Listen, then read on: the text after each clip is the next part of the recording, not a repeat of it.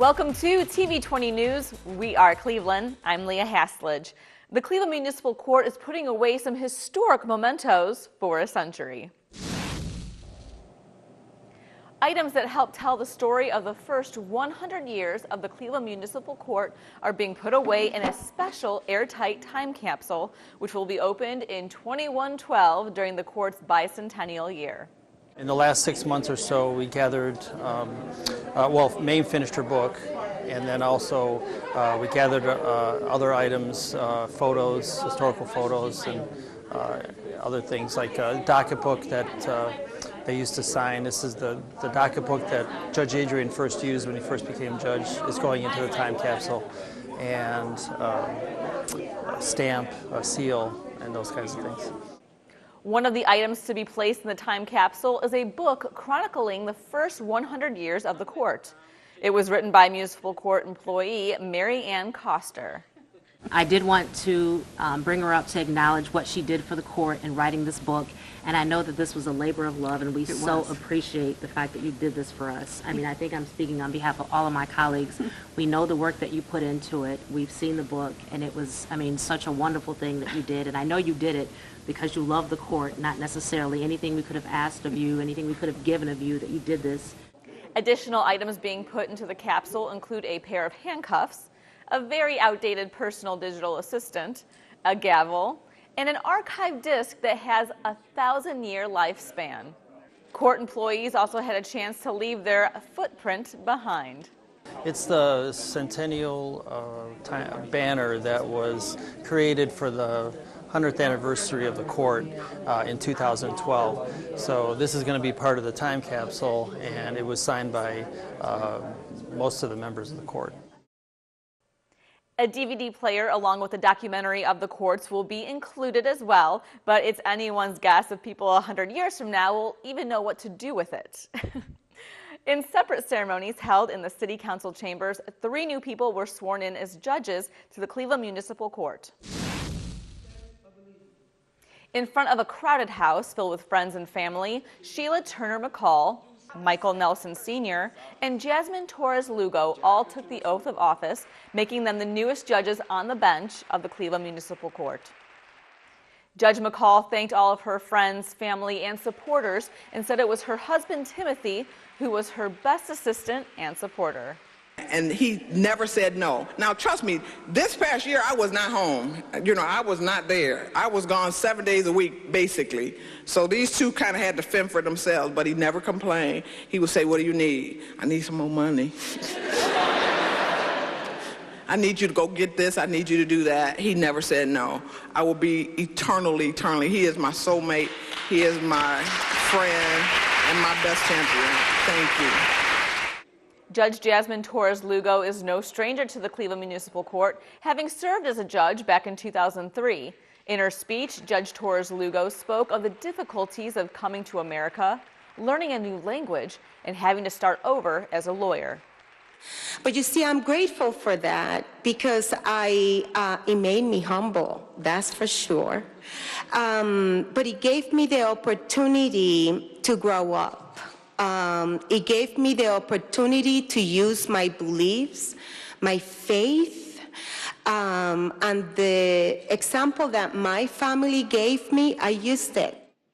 Judge Nelson said he is learning how to transition from defense attorney to judge. I had to remember that I have a new role, and it's not to be an advocate for a party, but to make sure that each party gets justice. And if it goes wrong, then one party may have to get mercy. But at the same time, we know we have to protect our community. The 26th annual Martin Luther King Jr. Day of Celebration breakfast and program was held at the Intercontinental Hotel. Mayor Frank Jackson attended the event and spoke with guests, as did members of Cleveland City Council. This is a very important day. This is a very special tradition, this breakfast, and I look forward to it every year. And it's really nice to see the community come together to celebrate this great day in Cleveland. It's important for a great institution like the Cleveland Clinic to celebrate ceremonies like this in order to show the community that diversity is important and that we honor the legacy of Dr. Martin Luther King and all that he meant to us, and that we continue to strive for peace and tranquility in our community today. So this is always a great moment. I look forward to this event every year. It's also great to link up with some great friends and family that we have here in Cleveland. Dr. Brian Donnelly kicked off the event, presenting this year's Service Awards. And guests enjoyed a performance by Obi Shelton. The new CEO and president of the Cleveland Clinic, Tom Haljevic, addressed the attendees before introducing the keynote speaker, 2011 Freedom Medal recipient Jeffrey Canada. We are one of the largest and most culturally diverse medical centers in the world. And as Dr. King once said, life's most persistent and urgent question is, what are you doing for others? Now this is a question that we must ask ourselves every day. As a non-for-profit organization, we, Cleveland Clinic, we have no shareholders. We are here as a community asset. We're here to do good for others, and we're here to take great care of our patients. For more information, visit my.clevelandclinic.org. The 50th anniversary of the death of civil rights leader Martin Luther King Jr. was celebrated with song as the Cleveland Orchestra presented their annual concert.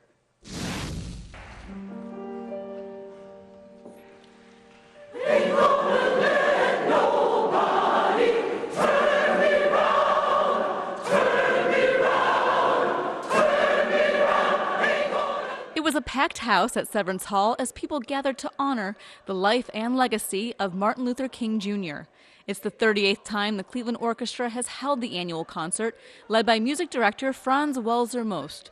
The sold-out concert featured the Martin Luther King Jr. Celebration Chorus. Turn me round, ain't gonna... At the event, there was a Community Service Award presentation honoring individuals for their service and achievements. The special recognition went to City Councilman Kevin Conwell for conceiving the awards ceremony 15 years ago.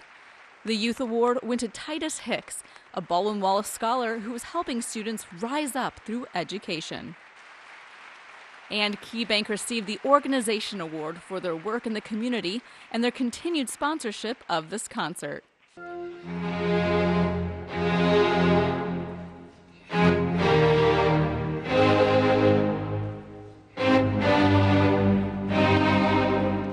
The concert was free to the community, but tickets were required due to the high demand, plus to give fair access to everyone.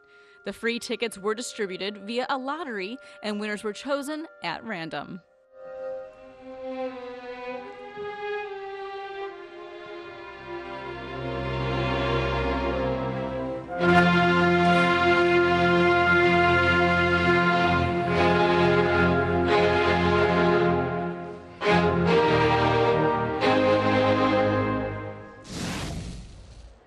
Cleveland's Public Hall was packed with people looking for some much-needed help.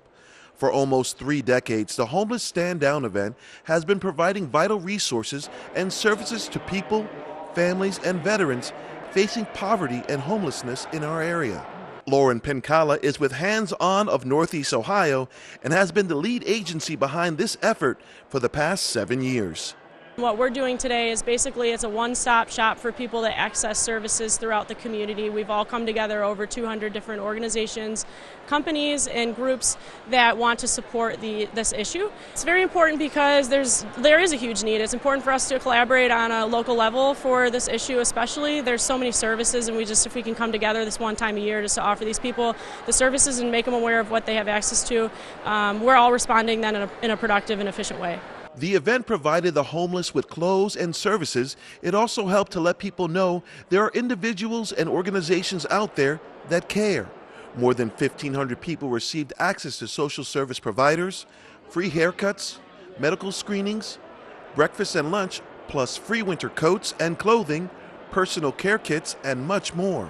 I think it's a blessing for the ones who is unfortunate, is not able to don't have money every month, and I think it's a real nice event for the, for the barber college to come out and cut hair and things like that.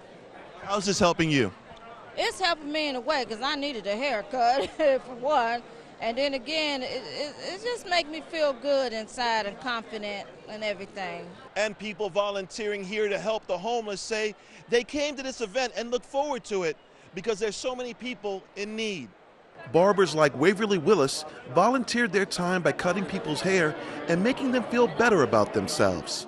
Number one, I used to be homeless. I used to have a drug and alcohol addiction, so I was homeless for many, many years. So I used to come down here to this event, and I came through Whitehaven, so it was instrumental to help me get back on track. So I'm obligated to give back. How many times have you come back and given these free haircuts to people here in need? Well, I opened up my own shop, Urban Cuts Barber Shop, in 2008, and I've been doing it since then. So 9 years now. And volunteers and resource providers say they look forward to this event each year because they know how it changes lives. Reporting for TV20, I'm Enrique Correa. We are Cleveland. And we'll be right back with more TV20 News. The inherent right to work is one of the elemental privileges of a free people. Endowed, as our nation is, with abundant physical resources, and inspired as it should be, with the high purpose to make those resources and opportunities available for the enjoyment of all.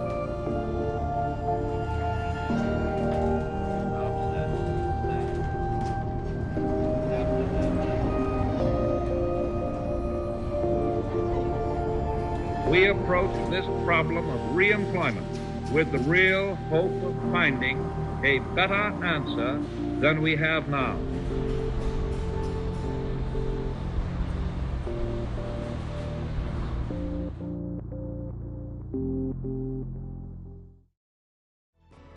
Hi, I'm Mayor Frank Jackson. You've probably seen media coverage of the growing opioid epidemic in northeastern Ohio. But what you might not know is how many of these tragedies begin with a seemingly innocent prescription for pain medication. That is why we're teaming with the Cuyahoga County Opiate Marketing Task Force to encourage you to know the risk. Go to the website on your screen to learn which pills are opiates and alternative ways of dealing with pain.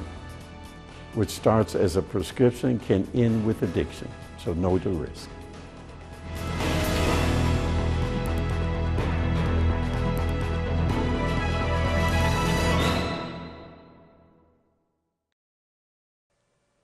Welcome back to TV20 News. We are Cleveland. I'm Leah Haslage.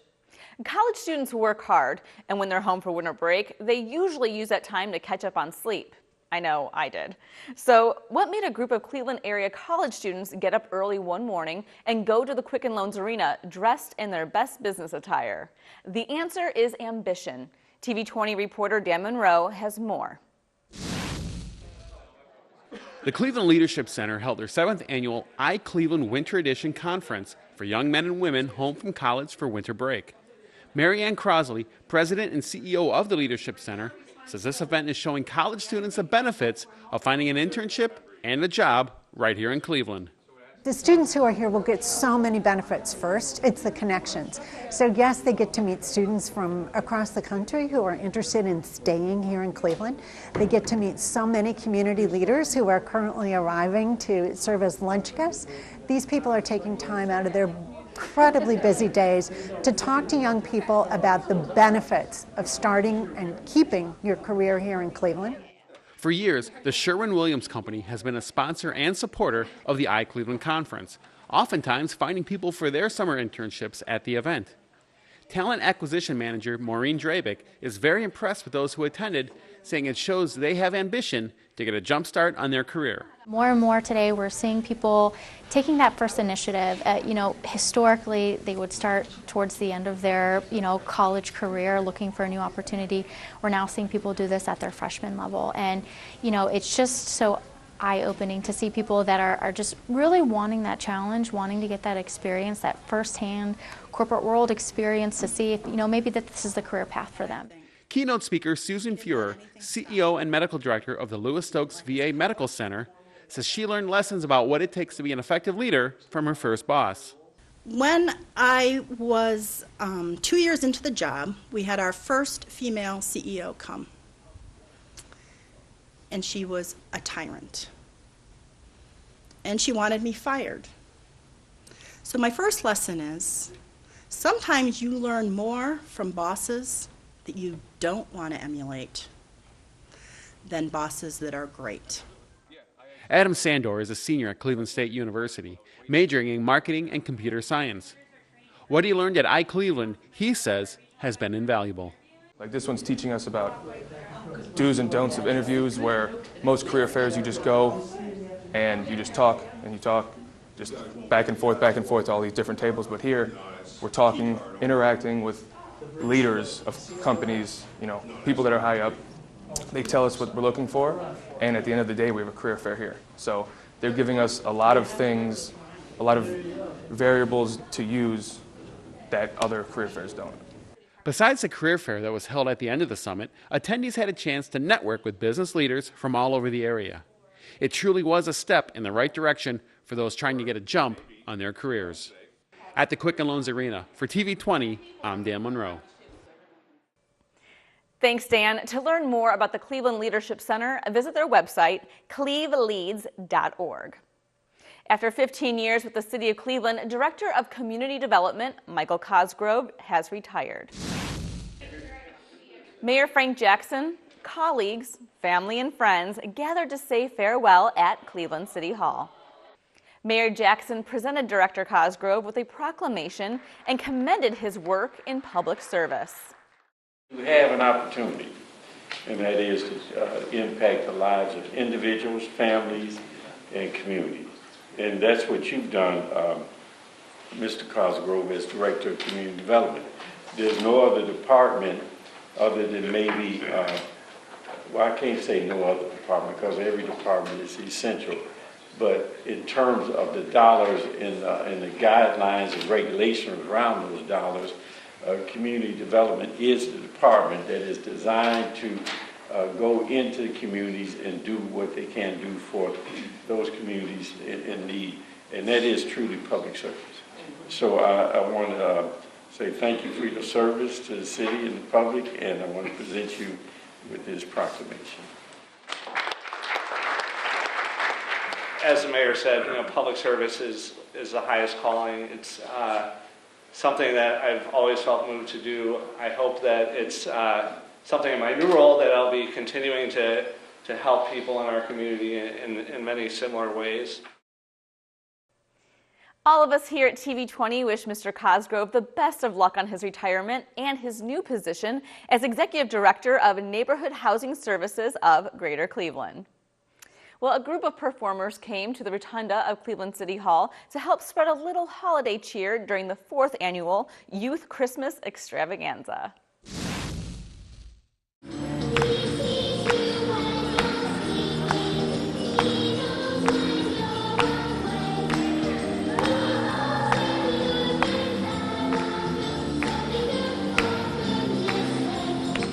The talented young artists come from the Poise Entertainment Education Company. The nonprofit company was founded in 1987 by veteran educator Dr. Jerome Smith as a way to introduce young people to the many jobs available in the arts and entertainment industry.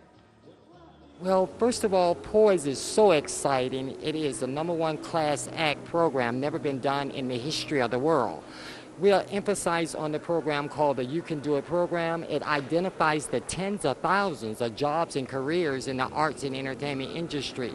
And we're introducing it to the city of Cleveland, and it just has been wonderful with what we've been doing with everyone in the city. The performances included singing, poetry readings, dancing, and a performance by Christian rapper Malafresh.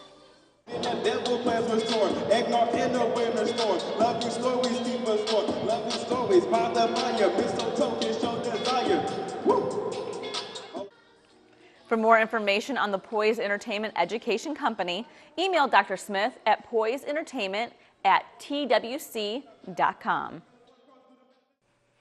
That's all for your TV20 news. We are Cleveland. I'm Leah Haslage. Up next, we'll have Christian Patterson with the Inside Sports Report.